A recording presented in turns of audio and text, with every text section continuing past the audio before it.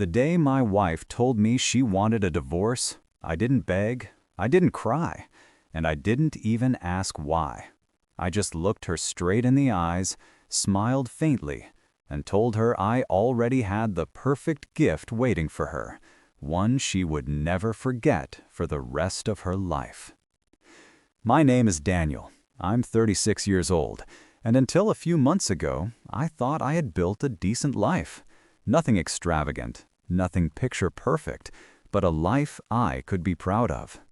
I worked as a project manager for a mid-sized construction firm, a stable job that paid the bills and put food on the table.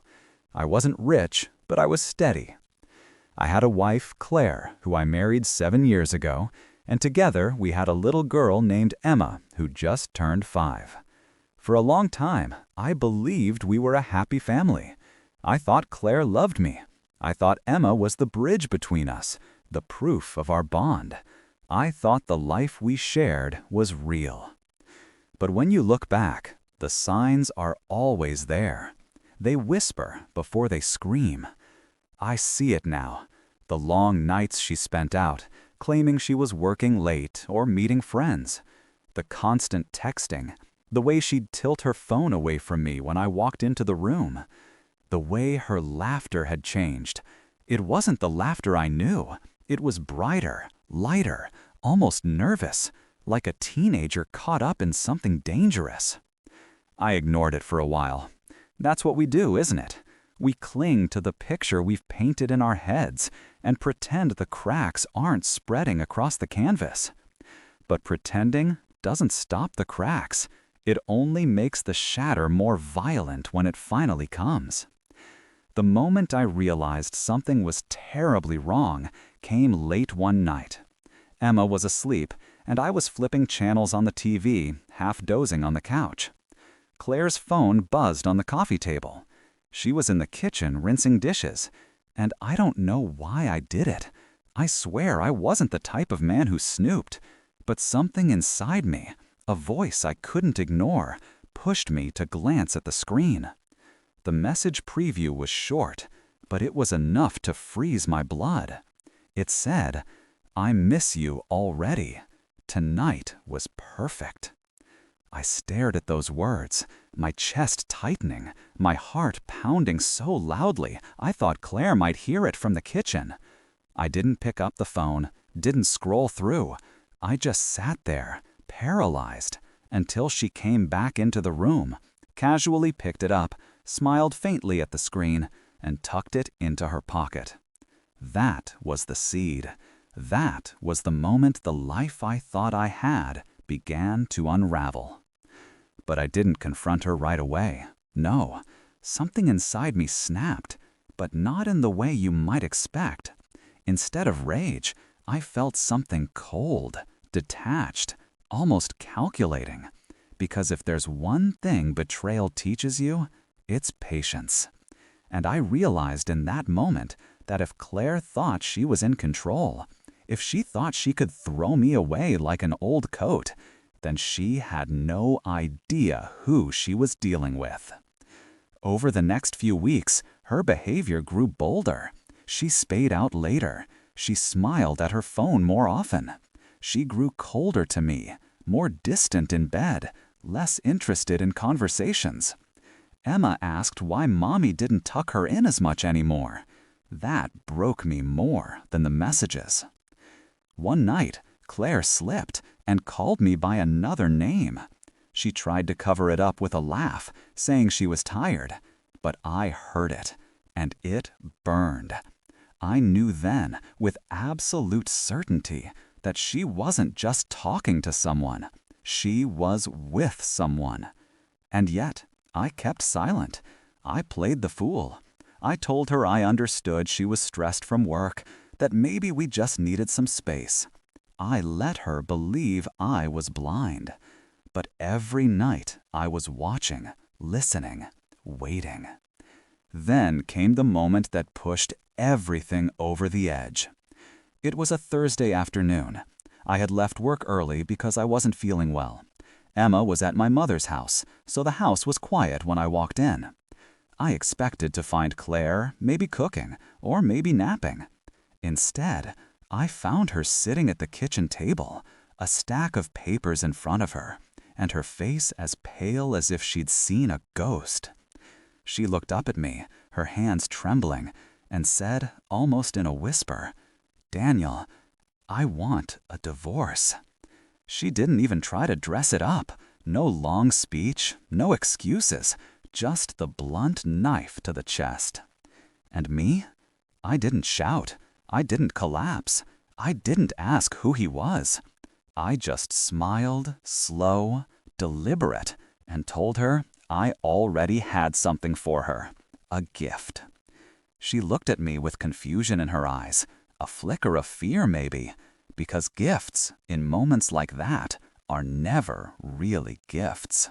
And in that instant, I knew the game had finally begun. After Claire said she wanted a divorce, the house no longer felt like home.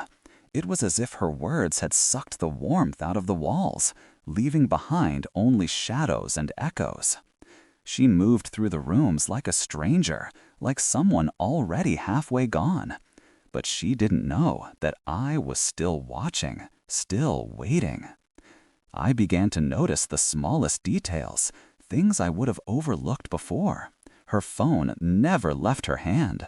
If she set it down, it was always face down, screen hidden. The moment it buzzed, she snatched it up, as if it were oxygen, as if she might suffocate if she didn't see who was calling. When I entered the room, her body stiffened, her fingers froze mid-text, and she'd plaster on a fake smile, asking how my day had been, as if the conversation she'd been having vanished into thin air. And then there were the nights. Nights when she claimed she had to stay late at work for meetings. I knew her company. I knew her role. She wasn't an executive. She wasn't saving the world. Meetings at midnight? Overtime until 2 in the morning? It was laughable. But when she returned, her hair smelled different. Not the lavender shampoo in our bathroom, but a muskier, heavier scent that clung to her skin. She tried to cover it with perfume, but it lingered. It told its own story. The distance between us grew like a canyon. We stopped touching, stopped laughing, stopped even pretending to be a married couple. Meals were eaten in silence. Conversations were reduced to logistics. Bills, Emma's school, groceries. Her eyes never met mine anymore. She looked through me, past me, as though I were already a ghost. But what cut deepest wasn't her coldness. It was her slips. One evening, she came home late, exhausted, her makeup slightly smudged, her blouse buttoned unevenly. She kissed Emma on the head, barely sparing me a glance. And then, in the middle of dinner, she slept. She called me by another man's name. "David, can you pass the salt?" she said, without even realizing it. I froze, the fork halfway to my mouth. She caught herself, eyes wide, cheeks flushing. "I meant Daniel," she stammered, forcing out a laugh. "Sorry, honey, I'm just tired." But no amount of tiredness makes you call your husband by another man's name. That name David lodged itself in my brain like a thorn. I couldn't shake it. Every time she smiled at her phone, I imagined that name flashing across the screen. Every time she left the house, I pictured her running into his arms. I still wanted to believe it wasn't true, that maybe I was imagining things, twisting shadows into monsters. I told myself that doubt could destroy a man as easily as truth. But then, late at night, when she thought I was asleep, I'd hear her giggle softly in the living room, whispering into her phone. And I knew. I started searching for answers, in small ways. A glance at her bag left carelessly open on the chair revealed receipts from restaurants I'd never been to, expensive ones, places we had never visited as a couple. I found a receipt for a hotel room, too, dated on a night she told me she was at a networking dinner. When I held that receipt in my hand, I felt my stomach twist, my throat tighten. It was proof, but still not enough to confront her outright. I needed more. Because here's the truth. I didn't want a confrontation. Not yet. Confrontation ends things, one way or another. And I didn't want an ending, not until I was ready. So, I played the role. I became the husband she thought she could manipulate, the husband she believed was too blind, too trusting, too naive. I let her believe her lies were working. I nodded when she gave me excuses. I kissed her cheek when she came home late, even when my chest burned with the scent of another man clinging to her skin. But inside, I was spiraling. Nights became endless. Sleep was a stranger. I lay awake, staring at the ceiling, imagining her in another man's arms, imagining them laughing at me, mocking me. The anger built, suffocating me, until all I could hear in my head was the echo of that one word, divorce. She wanted out. But not just out. She wanted to leave me with nothing. She wanted to take Emma, take half of everything I'd worked for, and walk away as if I were nothing more than a stepping stone. I told myself I could endure it, but each passing day chipped away at my resolve. Every strange message, every hidden smile, every whispered phone call was another dagger twisting in my back. And then, one night, I finally saw something I couldn't ignore. I had left my jacket in the car and went out to get it. As I passed by the living room window, I froze. Claire was sitting on the couch, phone pressed to her ear, her voice low, sultry, not at all the way she spoke to me anymore. And then I heard it, clear as day. I love you too.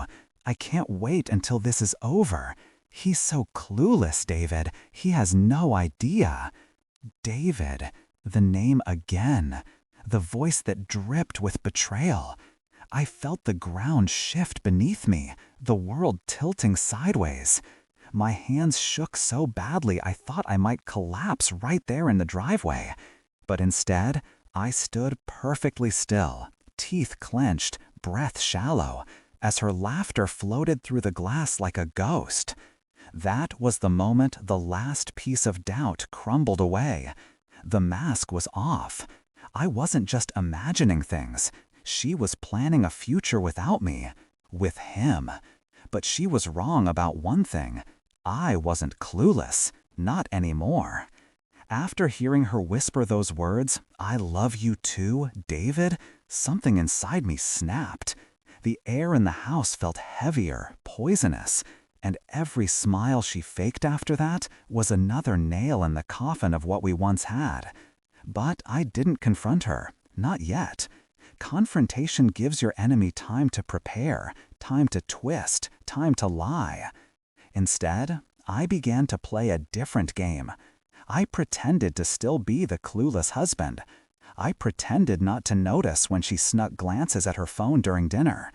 I pretended not to hear the muffled laughter coming from the bathroom when she locked the door for a quick shower. Inside, though, I was boiling. One night, she told me she had to attend a late strategy meeting. I knew it was a lie, another one in her endless web. But this time, instead of staying home, I followed her. I parked 3 cars back, headlights dimmed, and watched as she pulled into the lot of a hotel downtown. Not a bar, not an office, a hotel. My hands gripped the steering wheel so hard that my knuckles turned white. I wanted to storm inside, rip her out by the arm, and scream the truth in her face. But I stayed still, frozen by a kind of cold fury I'd never felt before. And then I saw him, David. He was tall, broad-shouldered, with that smug confidence of a man who thinks he's won. He greeted her like she belonged to him. His hands slid across her back, resting far too low, and she leaned into him with a softness she hadn't shown me in years. I watched them disappear inside together, and something inside me died. On the drive home, I rehearsed the confrontation over and over.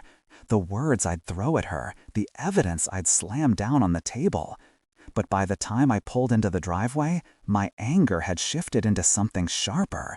Confrontation wasn't enough, not anymore. When she came home the next morning, she looked radiant. Her cheeks were flushed, her lips swollen, her hair messily pinned up as if she hadn't bothered to fix it. She smelled of sweat and cologne, his cologne. I sat at the kitchen table, coffee in hand, pretending to scroll through my phone. She flinched when she saw me awake.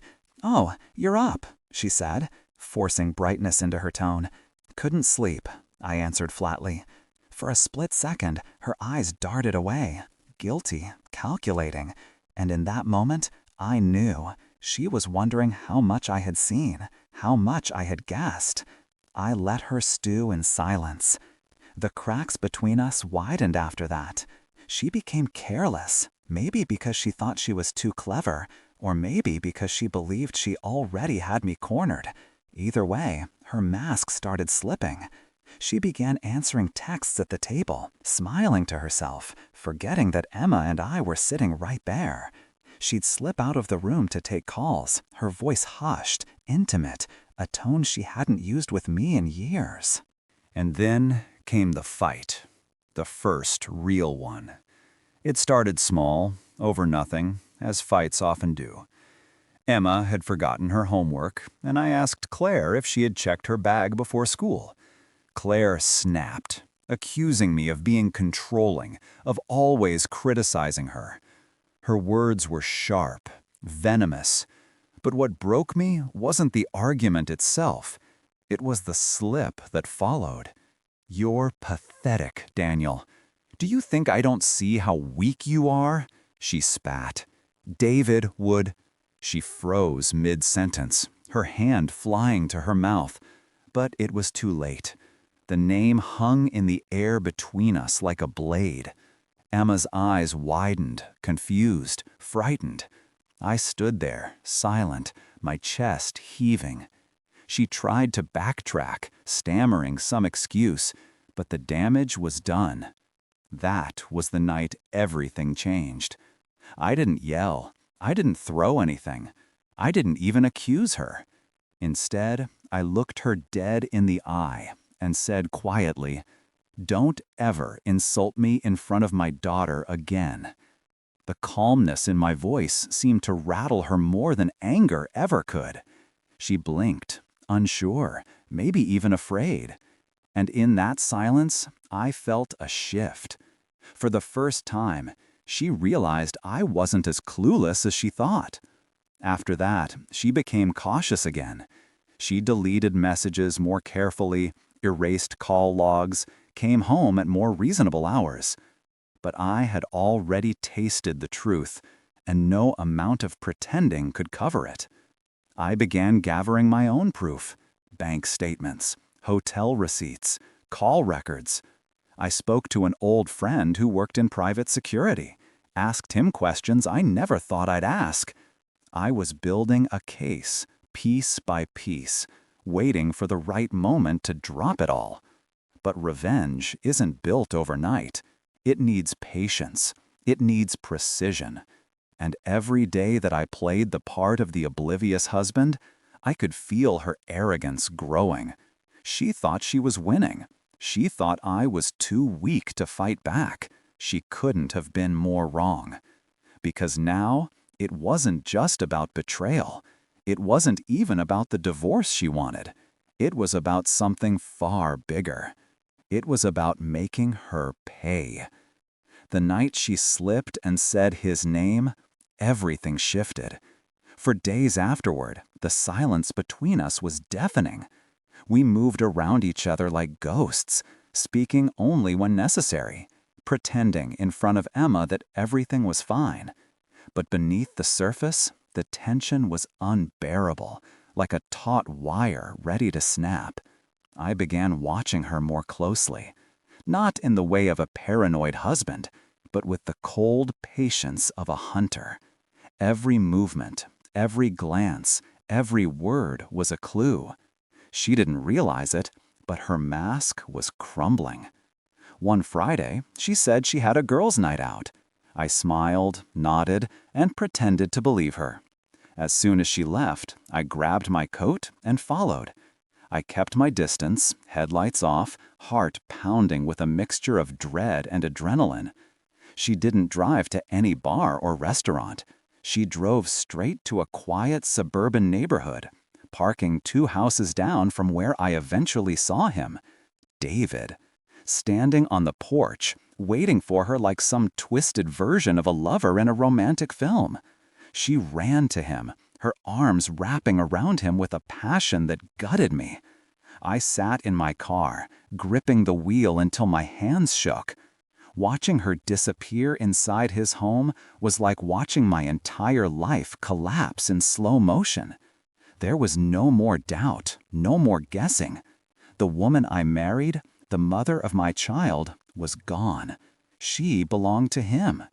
I could have stormed up to the house. I could have broken down the door, dragged her out in front of him, screamed every insult I had bottled inside. But I didn't. I stayed. I watched. And I memorized every detail. The way she touched him, the way she laughed, the way she looked more alive in his arms than she had in mine for years. That image burned into me. But it also gave me clarity. Confrontation would have given her power, another chance to spin lies, to cry, to play the victim. No, if I wanted to end this, it had to be precise. It had to be final. I went home that night and poured myself a drink. 1 glass turned into 2, then 3.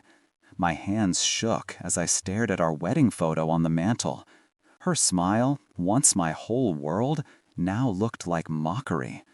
And in that haze of whiskey and rage, I whispered to myself, she doesn't deserve a clean escape. The next morning, I acted as if nothing happened. I cooked breakfast for Emma, joked with her about her favorite cartoons, and even kissed Claire on the cheek when she came down. She flinched, almost surprised, as though she could sense the performance. But she didn't question it. She thought I was still clinging to the illusion of family. If only she knew. A few days later, I decided to test her. Over dinner, I casually asked, "So, how was your girls' night?" She looked up, fork halfway to her mouth, eyes flickering with something almost imperceptible. "Oh, good," she said, too quickly. "We went to that new wine bar downtown." I smiled, nodding, pretending to accept it. Inside, I laughed, because while she was feeding me lies, I had a receipt in my pocket, a hotel charge, her name, the date, the time, proof that would destroy every word she spoke. That night, when she fell asleep, I went through her purse. My hands were steady, my heart cold. I found what I was looking for: lipstick-smudged receipts, small notes, even a key card tucked inside a wallet compartment. I photographed everything, every detail, building my arsenal. Still, I wasn't ready to explode, not yet. But the pressure was mounting, unbearable. Every smile she gave me felt like a dagger.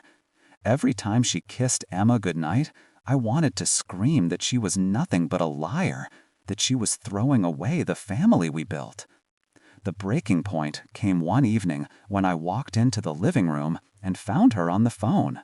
She didn't hear me at first. Her voice was soft, tender, dripping with the kind of love I hadn't heard in years. "I miss you too. I'll find a way. Don't worry. Soon. Soon." The words sent a chill through me. Soon what? Soon she'd leave me? Soon she'd destroy the life we had? Soon she'd rip Emma's world apart without a second thought? I cleared my throat loudly, and she nearly jumped out of her skin. She fumbled, ended the call, and spun toward me with a nervous smile. "Oh, it was just Sarah," she lied. I stared at her, long and hard, until she looked away. "Sarah, huh?" I said quietly. She nodded too quickly. "Yes, just catching up." I didn't call her out. I didn't scream. Instead, I walked past her, grabbed a glass of water, and left the room. The silence that followed was heavier than any accusation. That night, lying in bed, I felt her stiff beside me. We weren't touching. We weren't even breathing in sync anymore. The gulf between us was an ocean, and she was already swimming to shore while I drowned. But she didn't realize I was building a storm. And when it broke, it wouldn't just ruin her little affair. It would take everything from her. The day it all unraveled didn't come by accident. I made sure of it. Every secret message, every receipt, every whispered phone call, I collected them like weapons, polishing them until I knew they would cut deep. She thought I was blind, stumbling through the fog of her lies. But I was awake, wide awake, and waiting for the moment to strike. It happened on a Saturday. She said she was going to spend the afternoon shopping. Emma was at my mother's house, safe, far away from what was about to happen. I told Claire I had errands too, that I'd probably be gone until evening. She smiled in relief, thinking she'd carved out a perfect alibi. Instead, I followed her. The hotel wasn't even discreet. She parked like it was the most natural thing in the world, walked inside with her hair done, her lips painted, her perfume leaving a trail I could almost taste. I stayed back long enough to watch him arrive too. David, my wife's best friend, the man who had been sitting at my dinner table, toasting holidays with me, laughing at my jokes. The man who betrayed me in the worst possible way. They thought they were clever, slipping into the elevator together. But they didn't know about the cameras. The front desk clerk, an old acquaintance of mine from college, had tipped me off weeks ago. One favor, one simple request, and I had what I needed. A recording of every time they stepped into that building together. But today was different. Today, I wasn't just collecting proof. Today, I was ending it. I went up to the same floor minutes later, my heart pounding like a war drum. I stopped in front of the door, keycard in my hand. One deep breath, and I slid it through the lock. The door opened with a click. And there they were, her shirt halfway undone, his hands on her waist, both of them frozen like deer in headlights when they saw me standing there. The silence lasted a single second, but in that second, my entire world shattered. "Don't stop on my account," I said, my voice calm, steady, too calm. "Go ahead, show me what you really are." Claire's face went pale, then red, then pale again. "It's not what it looks like," she stammered. I laughed. God, I laughed so hard it hurt. "Not what it looks like? Do you think I'm blind? Do you think I've been stupid all this time?" I pulled the folder from under my coat and tossed it onto the bed. Receipts, photographs, printed messages, even stills from security cameras. Proof that would burn her lies to ash. David tried to speak, but I cut him off. "Shut your mouth. You don't get to say a damn word in my house, to my wife, to me. Not anymore." The dam broke then. All the rage, all the humiliation, all the nights I stayed awake replaying her lies in my head, it all came pouring out. I shouted until my throat burned. I cursed until the walls shook. I demanded answers I already knew, but wanted her to choke on. You were supposed to be my partner. You were supposed to be my family. And this? I pointed at the bed, the tangled sheets, their guilty faces. This is what I get in return? She tried to cry, to reach for me, but I stepped back. Don't touch me. Don't you dare put those hands on me after you've put them on him. And then, as if my fury wasn't enough, the knock came. I had planned it perfectly. My mother, my brother, even 2 close friends, all waiting for my call. I had told them to meet me here, to see something important. When the door swung open, when they walked in, when their eyes widened in horror at the scene before them, that was the moment Claire broke. The sobbing turned to screaming. She tried to cover herself, begged me to stop, begged me not to ruin her. But it was too late. Every secret she thought she had buried was laid bare in front of the very people whose respect she once craved. "You want freedom?" I shouted, my voice cracking. "Fine, you'll have it. But you'll leave with nothing. No home, no daughter, no dignity." Her screams echoed through the room, but they didn't touch me anymore. I felt nothing, just a hollow calm, like the eye of a hurricane. David tried to defend her, tried to put a hand on my shoulder. I turned and hit him so hard he stumbled into the nightstand. My brother pulled me back before I could do worse, but the damage was already done. His blood, bright against his lips, was the punctuation on my rage. In that room, surrounded by evidence, witnesses, and her shame, Claire's empire collapsed. The perfect life she built on lies was reduced to ashes. But I wasn't finished, not yet, because the real gift, the one she would never forget, was still waiting for her. And when I handed it to her, she would finally understand what betrayal costs. When the dust settled in that hotel room, when the shouting gave way to silence, when the stares of my family burned holes into her skin, I knew the war was no longer mine to fight. She was already defeated. Claire sat slumped on the edge of the bed, clutching her shirt to her chest, mascara streaking down her cheeks like black scars. David stood off to the side, avoiding every pair of eyes in the room, looking smaller than I had ever seen him. But humiliation was just the first step. What came next would cut deeper than anything she could have imagined. The divorce papers were ready within days. She thought she was clever when she handed me hers, with her carefully worded demands, her attorney's smug promises. She thought she would take half of everything, the house, the savings, even custody of Emma.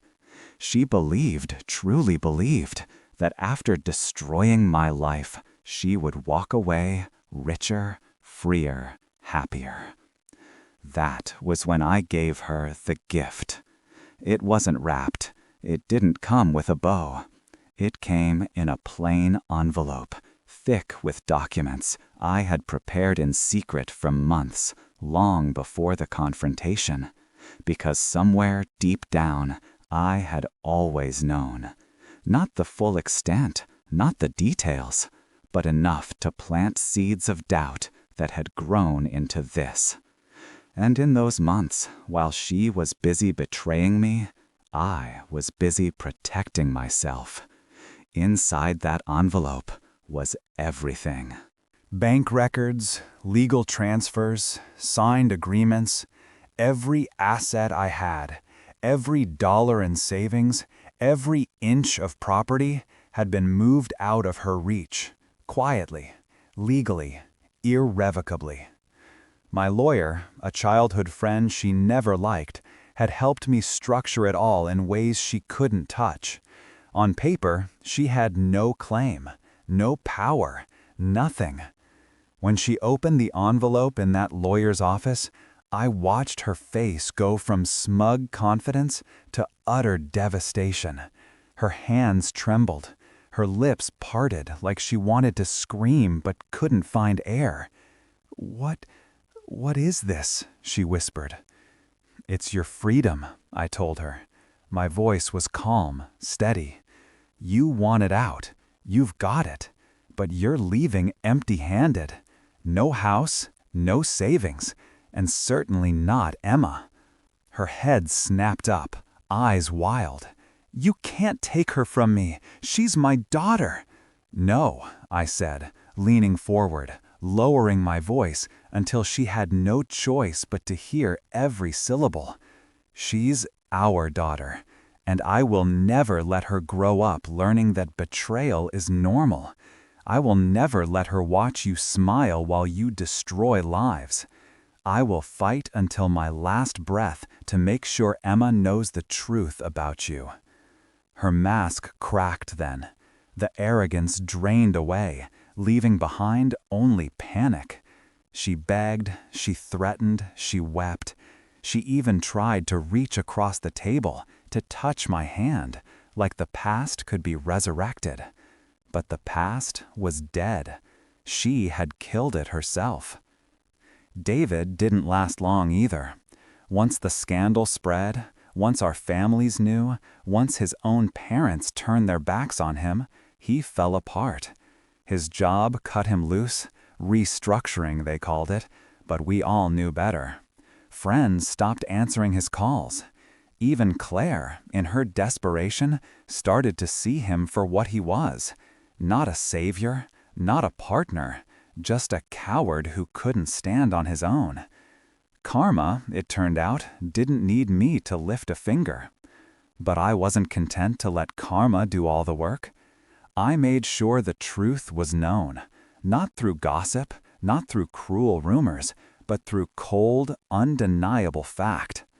Every time someone asked why the marriage ended, I showed them the papers, the photos, the evidence. Not to hurt her, not anymore, but to protect myself, to protect Emma, to make sure no one ever mistook me for the villain in this story. And slowly, painfully, it worked. Neighbors who once looked at me with pity started nodding with quiet respect. Friends who hesitated to take sides finally understood. Even my mother, who had begged me to keep the peace for Emma's sake, eventually told me through tears, "You did the right thing." Meanwhile, Claire's world shrank. Her family, embarrassed beyond words, stopped defending her. Invitations dried up. Friends distanced themselves. Everywhere she went, she carried the weight of whispers, the sting of judgment. And David? Last I heard, he packed a suitcase and vanished, leaving her with nothing but the ruins they had built together. That was her real gift. Not the papers, not the humiliation, not even losing Emma. It was the emptiness, the silence where love used to be. The cold bed, the unanswered calls, the bills piling up with no one to share them. That was the gift she gave herself when she chose betrayal. And me? I survived. More than that, I rose. It wasn't easy. Nights were long. The silence in the house was heavy. Emma's questions cut deeper than anything Claire ever said. But slowly, I built a life again. I poured myself into work. I surrounded myself with people who actually cared, who reminded me I wasn't broken beyond repair. I started running in the mornings. At first, it was just a way to clear my head, to escape the memories. But soon, it became something else. Each mile I ran was proof that I could keep going, that I wasn't defined by what she did to me. And Emma, she was my anchor. Her laughter, her little hand in mine, her resilience, she gave me strength I didn't know I had. I became the father she deserved, the man I should have been all along, and for that, I owe her everything. But even as I rebuilt, as I moved forward, there was still a shadow. Because deep down, I knew the story wasn't finished. One night, months later, as Emma slept and the house was quiet, my phone buzzed. A message. A name I never expected to see again. It was her, and the words she sent froze me to the core. The message came at 2:13 a.m. My phone's glow carved a sharp line across the darkness of my room. I almost didn't check it, but when I saw her name, the same name that had once lit up my phone with warmth and comfort, now appearing like a ghost clawing at my peace, I knew I couldn't ignore it. Her words were simple, almost pitiful. "I made a mistake. Please, can we talk?" I stared at the screen for a long time. My chest tightened, not with longing, not even with anger anymore, but with a hollow kind of disbelief. After everything, after the humiliation, the betrayal, the divorce, the public exposure, she still thought she could come back? She still thought there was a crack in the door, some ember of forgiveness left to spark? There wasn't. I didn't reply. I let the message sit there, unread in spirit if not in fact, until morning light broke through the curtains. By then, my decision was clear. Some things deserve no response. Some ghosts must be left to haunt themselves. And in the silence of my refusal, I found peace. Months passed, seasons shifted, life carried me forward. Emma grew taller, braver, funnier. Her laughter filled the empty spaces in the house that once echoed with arguments. I watched her ride her bike for the first time without training wheels. I sat through her school plays, clapping louder than anyone. I held her close at night when nightmares woke her, and I promised her, again and again, that she was safe, that she was loved, that no matter what happened between her mother and me, she would never be abandoned. Claire tried, now and then, to claw her way back. A letter in the mail, a voicemail I deleted before the first word finished. I knew she wanted Emma, not because she loved her more than I did, but because losing Emma was the one wound she couldn't hide. But courts don't pity cheaters who torch their families. Judges don't look kindly on mothers who abandon their children for fleeting affairs. And so, one by one, her attempts failed. Last I heard, she was living in a small apartment across town, working a job far below her education. Friends gone, family weary of her shame. Even David, the man she sacrificed everything for, had vanished into his own disgrace, leaving her with nothing but the echo of choices she could never undo. It should have satisfied me, and in some ways, it did. Watching her crumble was a form of justice. Watching karma trace every step of her downfall was a dark kind of closure. But if I'm honest, there were nights I still lay awake, wondering why she did it. Why she traded love for lust, family for fantasy, truth for lies. I'll never know the real answer. Maybe she doesn't either. But here's what I do know. Here's what I want you, listening to my confession, to take away. Betrayal doesn't just happen in one moment. It doesn't appear out of thin air. It creeps in, slowly, like smoke under a locked door. It starts with small lies, hidden glances, late-night texts. It grows when trust is taken for granted, when love is treated like a convenience instead of a commitment. And by the time you smell the fire, sometimes the whole house is already burning. I learned patience through this. I learned that anger, no matter how righteous, can destroy you if you let it. I could have lashed out. I could have screamed, broken things. sought revenge in the cruelest ways. But instead, I waited. I watched. I gathered the truth like stones in my pocket. And when the time was right, I dropped them all at once, and the weight crushed her instead of me. That's the lesson. Patience isn't weakness. Sometimes patience is the sharpest weapon you can wield. So if you've ever been betrayed, if you've ever sat in the dark wondering why someone who swore to love you could look you in the eye and lie, hear me. You don't have to destroy yourself to destroy them. The truth will do it for you. The truth is a blade sharper than anger, stronger than violence, more lasting than vengeance. And when the truth finally falls, it won't just set you free. It will bury them. As I sit here, years later, telling you this story, I no longer feel the heat of rage. I no longer feel the ache of loss. I feel clarity. I feel freedom. I feel strength. Emma is thriving. I am whole again. And she is just a shadow, a name on my phone I no longer answer. The day my wife filed for divorce, I gave her a gift she would never forget. Not freedom, not revenge, but the cold truth of what betrayal truly costs. And that is a gift she will carry for the rest of her life.